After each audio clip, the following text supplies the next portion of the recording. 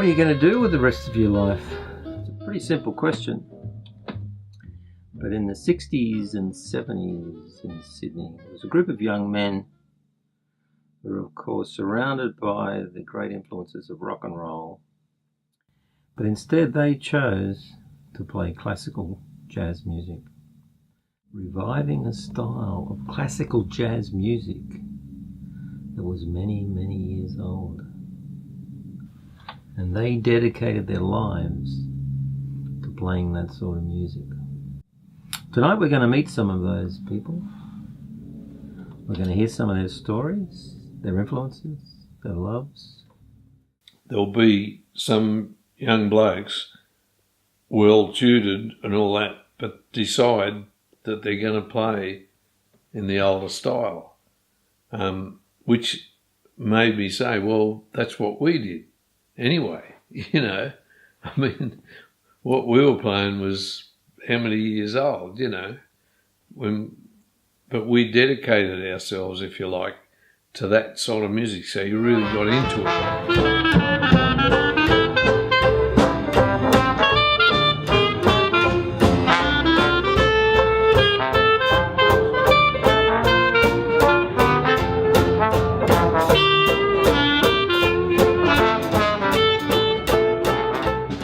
I dedicated my life to playing this sort of music. Jeff Ball, a trumpet player, said to me once, he said, "You really can't have a day job and play jazz properly." And years later I thought, yeah, you were right, Jeff. It does require a lot of work. In fact, Duke Ellington, the Duke Ellington, was reported to have said once, "Music is my mistress and she plays second fiddle to no one." Now, with the status of this music that we're involved with, which is called a few things, traditional jazz, New Orleans jazz, which is a slightly different style, Dixieland. There was a big revival of this sort of music in England about 1960, and they called it trad jazz. In fact, they put a movie out called It's Trad Dad or something like that. People like Bilk and... It's toe tapping. It was the first sort of music people got out. It was the first rock and roll. And that's what it basically is. And that's what basically attracted me. That changed my life with regards to playing just jazz, because I then went and saw the gospel and the gospel side of it. Of course, rock and roll was everywhere. And I liked it like everyone else. It was old jazz musicians who were hired to do the gigs, do the sessions, and that's why it had that swing. People like Little Richard and Chuck Berry and all these guys. Louis Armstrong and Benny Goodman, stuff like that. But anyway, so that seemed to be my path. I ended up, I still liked the rock and roll, I suppose, but then I was switching over to getting into the traditional jazz scene and parties, you know, or something like that. One of the guys, his father, has us rehearse at his place, and he said, we're playing tunes, and well, you better play the national anthem. So played the national anthem. God Save the Queen, that was at the time, of course. And at the end of it, the father said, "Hey, you can't do that. You're jazzing it up."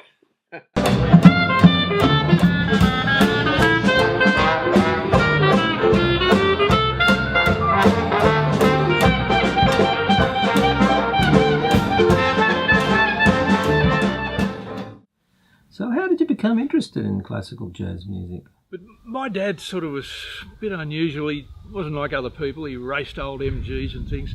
And he used to listen to this music. And there was a guy called Jelly Roll Morton.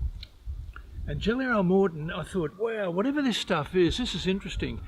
And a lot of his Jelly Roll stuff was complicated. You can't just sort of play it. You need to read a chart. I learnt this out years later. I love the old songs. I heard so many of them when I was a kid because my father used to play them, and Artie had a pianola. Boy, you don't see many of those anymore, and you'd rattle away with your feet and put out some ragtime song. But I just liked the way they used to write those tunes. I mean, there was people like Fats Waller. He wrote pretty songs, but they also swung. In fact, there's a story about one of the rent parties in Harlem where a woman came up to Fats and she said, "Excuse me, Mr. Waller, what is swing?" And he was supposed to have answered, "If you got to ask, lady, you ain't got it." And it's a black scene. It was always a black scene, and we're stimulated by those old black musicians because of the way they played, the way they attacked the notes, the syncopation, and just the sort of the wildness of it compared to straight society, I suppose.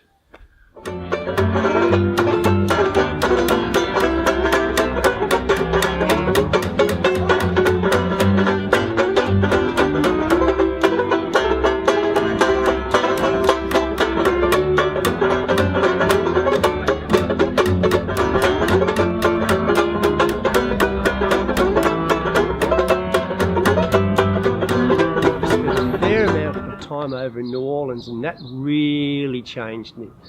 I used to play with a blind guy on the street who wasn't blind after all. I remember one day we're playing with him and somebody came over to him and said, "I think your house is on fire." He collected the dough, and we'd been playing with him for nearly 2 years. He collected the dough, threw his black glasses off and ran off.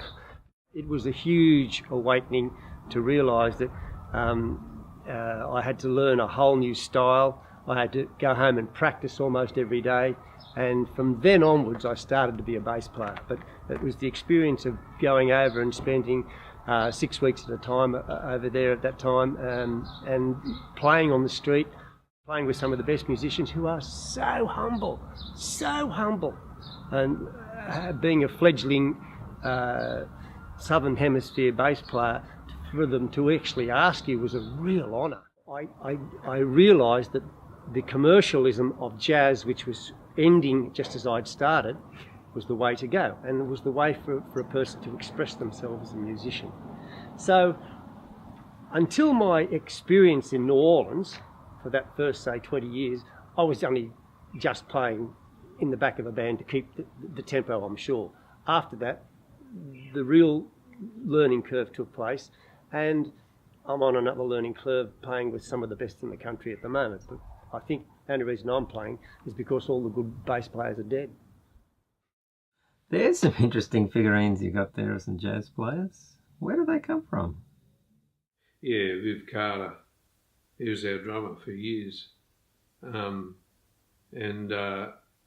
when he knew he had bone cancer, which about a year before he died, he said, "Oh, I'm not going to have any treatment. You know, I've had a good life," he said. Viv, he at the age of 18, he went to the UK, right in the middle of what they call the trad boom over there, you know, with Acker Bilk and Kenny Ball and those guys. And in fact, he was in Acker's band. But he went there when he was 18, stayed there for 10 years, and came back, and he bought those. He said he bought them one at a time when he could afford it. And he gave them to me because he said, "Well, I don't know what I was going to do with them, but you can have them and they'll remind you of me," which is beautiful, really. Yeah. He's a fantastic guy, Viv. He was in the San Francisco band, and until, I don't know, probably played the last time about 18 months before he died. Beautiful guy. And he was perfect for that band as it was.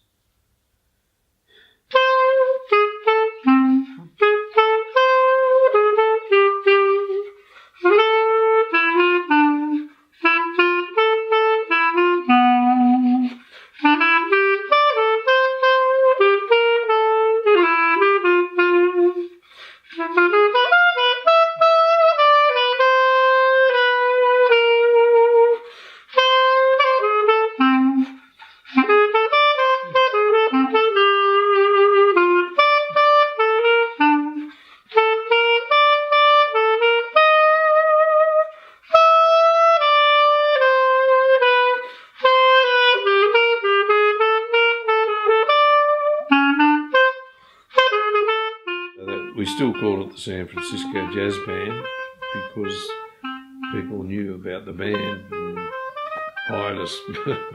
Occasionally you'd get someone who wanted to ask you where you came from in the States, you know, before they heard you talk.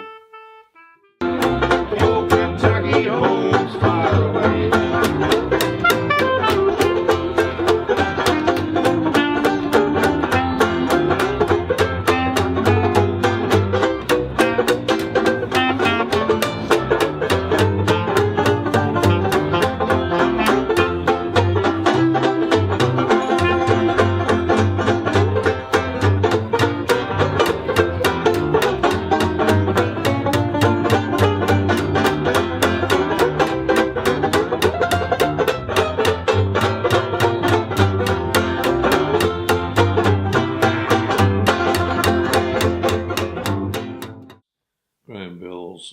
Graham Bell and his All-Stars, he brought Bob Bernard from Melbourne. Yeah. Bob had been to Sydney briefly before, but Graham decided if he got Bob Bernard, things would go well, which they certainly did. And he started off, in order to get it going, he just used Bob, a trombone player named Norm Wyatt, Graham himself on the piano, and Alan Geddes played the drums. So it was just 4 people because that's what he could afford to, you know, financially support until he really got it going. And as it happened, there was no clarinet player at that stage, and I'd just sort of starting to get into things, and one of the guys in the Sydney Jazz Club, Bob Learmont, he took me down to a place where Graham was playing. He took me really to hear Bob Bernard. He said, I'm going to take you to hear this guy, Bob Bernard. And so out of that, Graham started to promote things, and he had a spot on the Johnny O'Keefe show as part of that promotion, you know. And so he amplified the band a bit.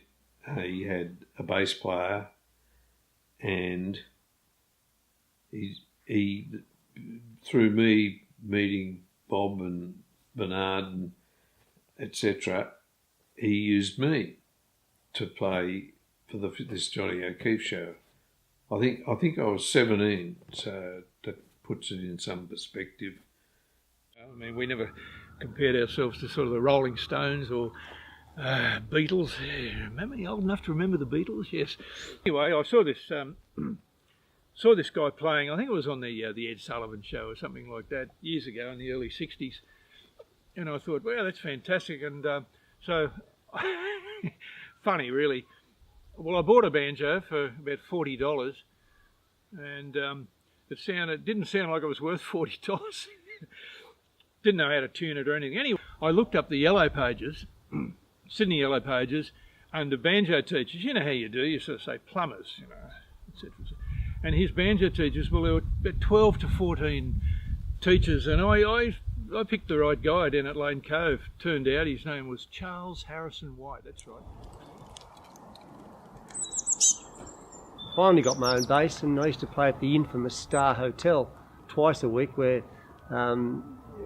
it was sometimes 300 and 400 people listening to the music of the early jazz players, Bunk Johnson, Lewis and stuff like that.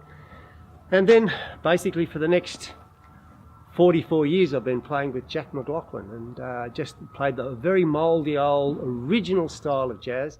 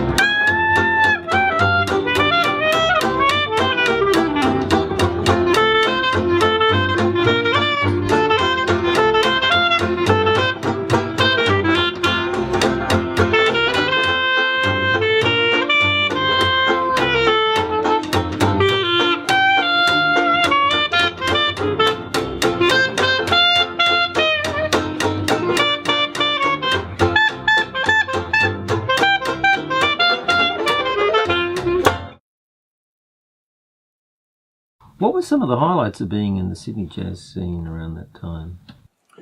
When I came back to Sydney and got involved in the jazz scene in the late 70s, a man who started calling me to do some jobs was Graham Bell. Yes, very famous Graham Bell, who's got an Australian Order of Australia medal, I think. Graham's passed on now, but he had his whole life in jazz. Anyway, he used to get me to go down to the Quay to play off cruise ships because he had some sort of a contract, and he'd take his band down there, but as a pianist, well, he didn't want to lug a piano down there, so he'd take a tambourine and I'd play the banjo, and I did quite a few of those with him, and I started to see that he was a real gentleman, actually. Probably, I don't know if it's fair to say it, a product of Melbourne, that sort of world down there, but he had a nice manner about him. And anyway, so then move ahead a few years, and I get a letter. Dear Paul, this is from Graham, how would you like to come to China with my band? And I thought, China, wow. And this is 6 months after Tiananmen Square.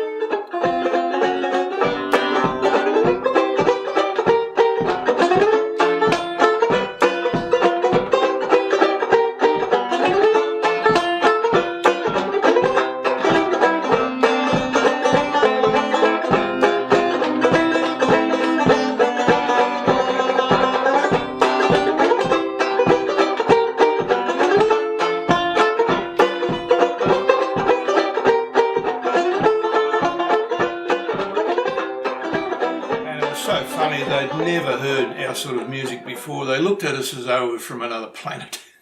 And it was very funny. If you did a solo, I'm so used to here where you do the 32 bars or 2 lots of 32 bars, and then someone will applaud you if they like it.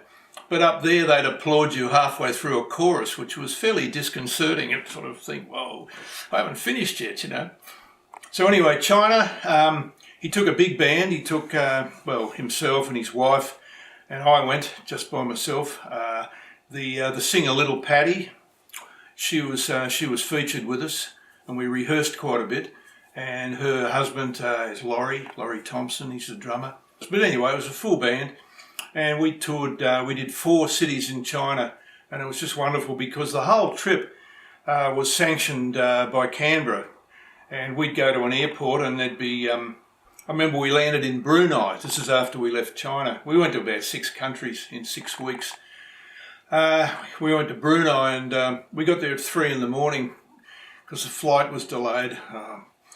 Who knows why? Maybe the Sultan had taken his plane for a joyride. But anyway, there's a huge queue of people to get through immigration at Brunei, and a man came out of nowhere and he said, "Oh, the Graham Bell party, just follow me through this door, jump in this van, and we'll go." And I thought, wow, nice to have friends in high places, isn't it? So this whole thing was sanctioned by Canberra.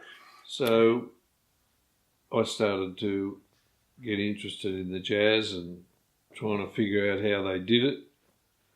My brother says, they make it up, you know, improvising, you know. So I had to try and figure that out. There's nobody much to tell you in those days. Of course, once I got with Don Burrows, he was a great help in that direction. When Don was in his 30s by now, he wanted to polish up flute playing as opposed to the clarinet. And so Victor arranged for Don to give me some lessons. But the jazz came in through my brothers. I mentioned my brothers. And then I played on the stage with Aileen White, and all her earnings went towards a church which was next to her little place that she had. Church was a mansion and her house was a hovel. Anyway, we go on stage with Aileen White. It was a trio, plus we rented a French pianist. And in the audience, the tents they used to cover about, it probably fitted 8 to 9 to 10,000 people in there. And it was all black. And when we first started the first number, I didn't realise who she was at the time. Her name was Aileen White. There would have been 500 or 600 people. By the end of her 3rd number, and she basically sang gospel, by the end of the 3rd number, 10,000.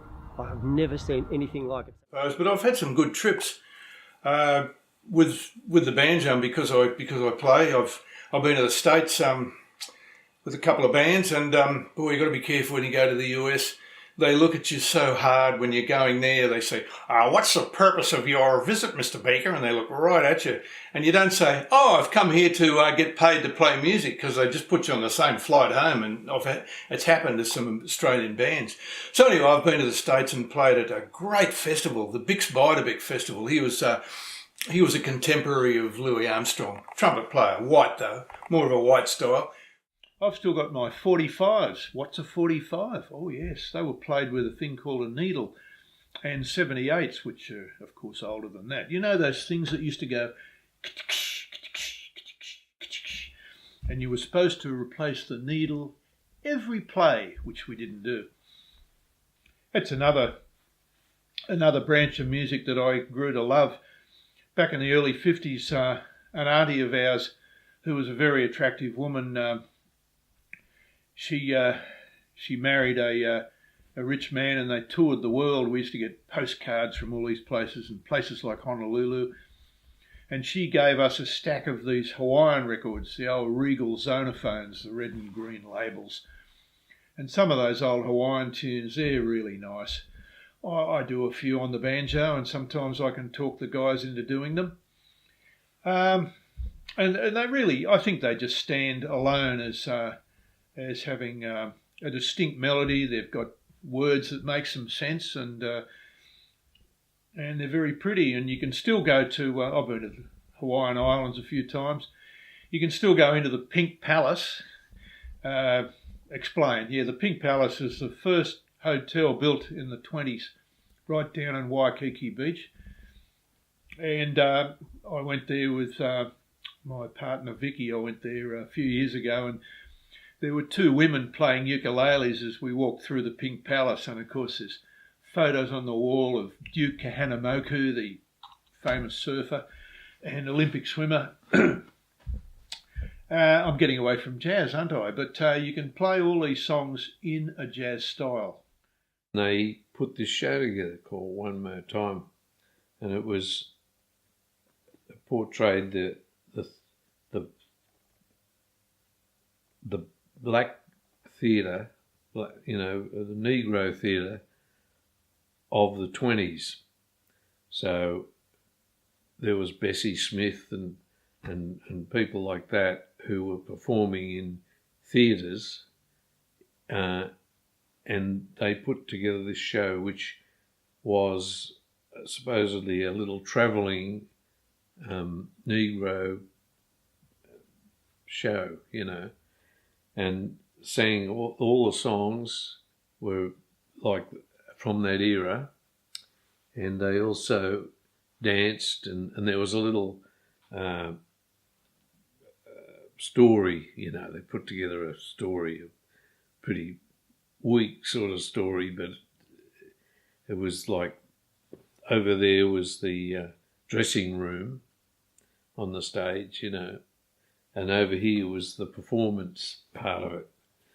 So they'd bicker and squabble and carry on in the dressing room while they're getting ready, and then they come round and do the songs and dance, you know. And so that was very successful in New Orleans, this show. And then it went to, well, I think it went to New York probably, and London, and had a long run in London. And so they decided to give it a go here. And so really, ideally, everybody in the whole show is black, is a Negro, to use that word. But the Musicians Union here said, you're going to have to hire as many musicians from here as you've got coming in, you know, sort of. So they reluctantly, I suppose, agreed, and there was 5 in the band, so they only had to get 2 because that was close to half. So it was myself and Kipper Kearsley, who had been in the San Francisco band actually, but he's on sousaphone there. And so we got to do this show where everybody else in the show was from New Orleans or somewhere over there, and it was fantastic. Yeah, well, music today, it's certainly good to see a lot of young people, and in fact older people, getting into music. Look, I prefer the old songs from the 20s, 30s, a few from the 40s, and also I like the folk songs that came out of the American Civil War. We still play a lot of those. And the thing about those is there's hundreds of songs. We don't really get tired of playing them. And the way they're sort of structured, the harmonic structure and things like that, lends themselves to, well, once you've played the melody in jazz, then you go into improvising. To really get into it, the music, you got to listen to it and accept it. You got to accept maybe some pitfalls in the players of the older style, perhaps. There's no pitfalls in Louis Armstrong and some other people, but younger blokes these days probably think, oh, listen to that, that's pretty, not too hot. But if you can accept that and then hear the music, really hear the music in it, and the feeling in it. I mean, the feeling is should be in all music, really.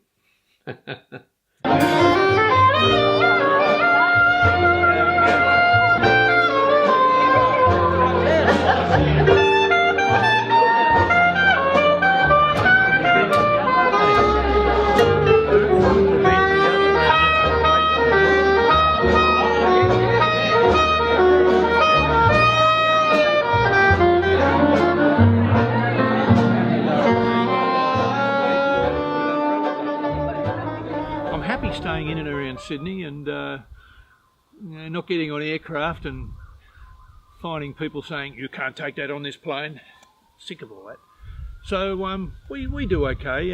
It's sort of probably won't earn you the money that a lawyer will get, but maybe we have more fun than lawyers, you see. Yeah, my start was pretty unique. I finished a degree in singing at the Con in '71, and in those days you had to have other instruments to be able to play. So I learnt the piano and I was going to have violin lessons or viola lessons in my first 2 or 3 years at the Con. But the trouble is, I took a violin home to a football family, which my old football family would. They probably would have used it to kick it out in the backyard. Bringing home a double bass was a man's instrument, even though both my parents were professional musicians. So I arrived home in end of third year with a double bass, and had to play in the orchestra basically by ear. That's why I'm playing jazz now. And I could never cut it as a proper orchestral player because I have never had an instrument. I never had a lesson even. I got myself basically into jazz after I've been teaching at a school for 6 days in 1972. And a bloke by the name of Jack McLaughlin, who was a highly traditional jazz player, wanted a guy to play bass. So I got my first chance and he turned round once and didn't turn round since then. I've been playing with Jack for 44 years, still play with him, and only ever played with 1 or 2 other groups in my life. Until about 12 or 18 months ago, or 2 years ago, Paul Furniss started picking me up because I played the very old style. The reason I got into it probably is because, number one, I wasn't a good enough singer to hack the opera school, and I just fell in love with the double bass.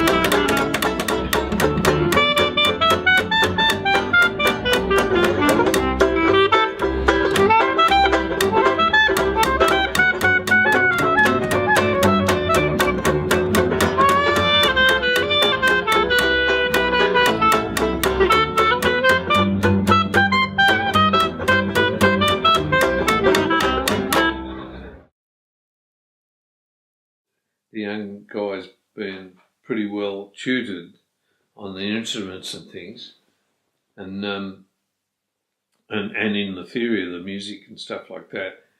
But they because they've lived through a different period, there's a lot of different music that they've been exposed to, and so they play all that. So when they play the older stuff, it doesn't feel quite, as if it really is. They really mean it or something, Well, it's a very superficial attempt at playing that older style. So will the classical jazz music that we've heard in the last few decades become a classical style like classical music? Will some of these classical jazz players be remembered as the Bachs and the Beethovens of the 20th and 21st century? Or will we continue to revive the classical jazz styles that we have today?